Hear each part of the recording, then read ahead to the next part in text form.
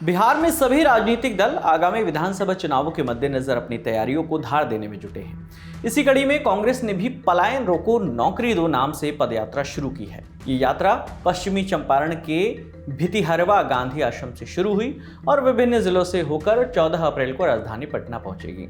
ये यात्रा यूथ कांग्रेस और एनएसयूआई की ओर से निकाली जा रही है। कांग्रेस के बिहार प्रभारी कृष्णा अल्लावरू और प्रदेश अध्यक्ष अखिलेश प्रसाद सिंह इस यात्रा में शामिल हुए, लेकिन इस पदयात्रा के फोकस में रहे एनएसयूआई के राष्ट्रीय प्रभारी कन्हैया कुमार, जिनके 6 साल बाद बिहार की राजनीति में फिर से वापसी हो रही है। हालांकि आधिकारिक तौर पर कांग्रेस ने इस यात्रा के लिए कोई चेहरा घोषित नहीं किया है, लेकिन कन्हैया के तेवर बता रहे हैं कि इस पदयात्रा के दूल्हा वही रहेंगे।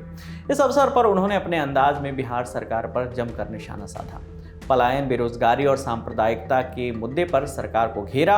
कन्हैया कुमार अपनी इस यात्रा से एनडीए की मुश्किलें कितनी बढ़ा पाएंगे ये तो आगे पता चलेगा, लेकिन खबर ये है कि बिहार की राजनीति में उनकी सक्रियता ने सहयोगी दल आरजेडी और खासतौर पर तेजस्वी यादव को असहज कर दिया है। निशांत कुमार की राजनीति में एंट्री और महागठबंधन में कांग्रेस की अतिरिक्त सक्रियता, इस वक्त बिहार की राजनीति में ये 2 कीवर्ड सबसे ज्यादा चर्चा में हैं।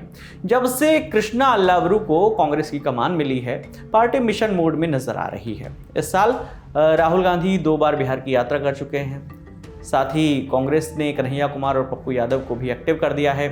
राज्य का प्रभार मिलने के बाद से अब तक कृष्णा अल्लावरू के आधिकारिक तौर पर लालू यादव से मुलाकात उन्होंने नहीं की है, ना ही तेजस्वी यादव से मुलाकात की है। यही नहीं, उनके बयान भी महागठबंधन के सबसे बड़े सहयोगी दल को असहज करने वाले रहे हैं। 1 मार्च को अल्लावरू ने कहा, कांग्रेस इस बार जनता की ए टीम बनकर चुनाव लड़ना चाहती है, किसी की बी टीम नहीं। हालांकि हमारा मकसद मजबूती से चुनाव लड़ना है और पार्टी को मजबूत करना है। कृष्णा अल्लावरू राहुल गांधी के भरोसेमंद माने जाते हैं। ऐसे में उनके एक्शन का असर महागठबंधन की सेहत पर पड़ना तय है। दरअसल पिछले 25 से 30 सालों की अगर बात करें तो कांग्रेस बिहार में आरजेडी के कंधे पर सियासी सवारी करती आई है। महागठबंधन में यही होता रहा है, जिसमें लालू यादव की रजामंदी भी होती है। कांग्रेस के वर्तमान प्रदेश अध्यक्ष अखिलेश प्रसाद के चयन में भी उनकी भूमिका बताई जाती है। लालू प्रसाद यादव के पुराने राजधार रहे हैं अखिलेश प्रसाद। उनके जरिए लालू यादव कांग्रेस को डिक्टेट करते रहे हैं। कांग्रेस के आला कमान के चाहने के बावजूद पप्पू यादव की कांग्रेस में सीधी एंट्री इसलिए नहीं हो पाई क्योंकि अखिलेश प्रसाद अड़ंगा लगाते रहे हैं। अब कांग्रेस लालू यादव के पॉकेट की पार्टी वाली छवि से मुक्ति चाहती है। साथ ही उनकी नज़र जो है वो अपने पुराने वोट बैंक को रिवाइव करने की है। इसी कवायद के तहत पार्टी ने कन्हैया कुमार को आगे किया है। अब कन्हैया की इस यात्रा से भी अखिलेश प्रसाद असहज नजर आ रहे हैं। बिहार तक के रिपोर्टर ने जब कन्हैया से इस बारे में सवाल किया तो उन्होंने कहा कि कन्हैया इस यात्रा का चेहरा नहीं है, ये यात्रा कांग्रेस पार्टी की यात्रा है। उनसे अगला सवाल ये पूछा गया कि क्या कन्हैया के आने से युवाओं को पार्टी से जोड़ने में मदद मिलेगी, तो उनका जवाब था कि आप अपना जवाब मेरे मुंह से क्यों बुलवाना चाहते हैं। कांग्रेस की पदयात्रा में कन्हैया कुमार सबसे ज्यादा मुखर नजर आ रहे हैं, जिसके साइड इफेक्ट पार्टी और महागठबंधन के अंदर स्पष्ट तौर पर दिखने लगे हैं। अल्लावरू के एक्टिव होते ही अखिलेश प्रसाद शांत हो गए हैं।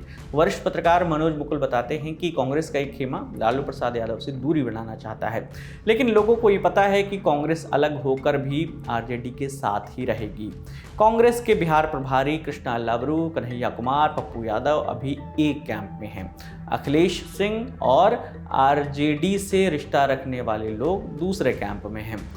कांग्रेस के बिहार में एक्टिव होने के बाद तेजस्वी यादव ने कांग्रेस के केंद्रीय नेतृत्व से अपनी नाराजगी जाहिर की है।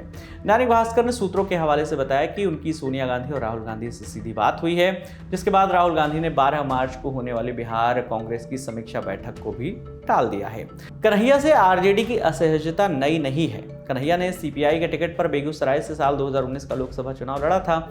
इस चुनाव में आरजेडी ने उनके खिलाफ तनवीर हसन को मैदान में उतारा था।